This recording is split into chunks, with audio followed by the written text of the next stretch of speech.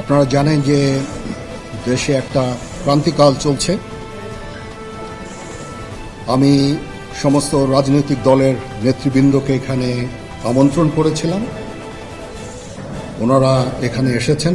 আমরা নির্বাচিত সরকার দায়িত্ব না নেওয়া পর্যন্ত দেশের শান্তি শৃঙ্খলা রক্ষায় ধৈর্যের সঙ্গে দায়িত্ব পালন করতে সেনা সদস্যের নির্দেশ দিয়েছেন সেনাপ্রধান জেনারেল ওয়াকারুজ্জামান।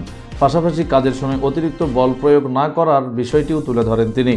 আজ সোমবার সাভার সেনানিবাসের ফায়ারিং রেঞ্জে আয়োজিত বাংলাদেশ সেনাবাহিনীর ফায়ারিং প্রতিযোগিতার সমাপনী ও পুরস্কার বিতরণ অনুষ্ঠানে প্রধান অতিথি হিসেবে বক্তব্য রাখেন তিনি বলেন, বল প্রয়োগ করা যাবে না, তবে মাঝে মাঝে এই কাজগুলো করতে গিয়ে কিছু বল প্রয়োগ হয়ে যায়।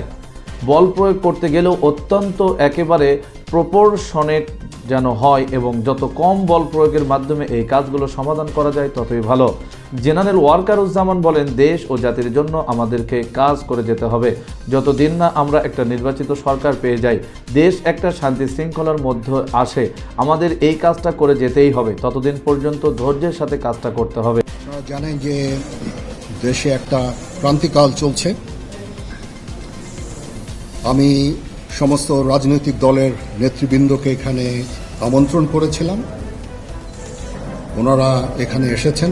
আমরা একটা সুন্দর আলোচনা করেছি। সেখানে আমরা সিদ্ধান্ত নিয়েছি যে একটা ইন্টারিম গভর্নমেন্ট আমরা ফর্ম করব। দীর্ঘ সময় পর তিনি নিজের ফায়ারিং রেঞ্জে গুলি চালানোর অনুশীলনের অংশ নেবেন বলে জানান। সেনাপ্রধান উল্লেখ করেন, একজন সদস্যের পেশাগত উৎকর্ষ অর্জনের ফায়ারিংয়ে দক্ষতা অত্যন্ত জরুরি। এটা মৌলিক প্রশিক্ষণের অবিচ্ছেদ্য অংশ। প্রতি বছর এই প্রতিযোগিতা সেনা সদস্যদের কাঙ্ক্ষিত মনোনয়নে গুরুত্বপূর্ণ ভূমিকা রাখে। তিনি বলেছেন, যাতে আগামী 18 মাসের মধ্যে নির্বাচন হতে পারে সেজন্য তিনি যে কোনো পরিস্থিতিতে অন্তর্বর্তী সরকারকে সমর্থন দেবেন।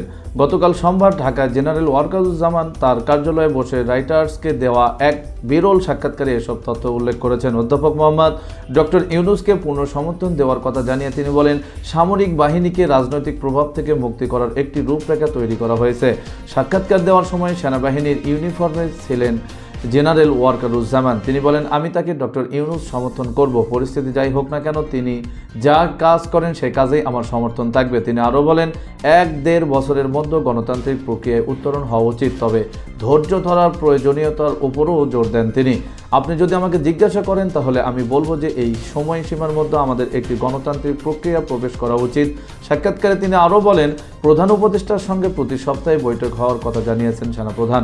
আমাদের মধ্যে সম্পর্ক খুব ভালো। আমি নিশ্চিত যে আমরা যদি একসাথে কাজ করি তবে আমাদের ব্যর্থ হওয়ার কোনোই কারণ নেই।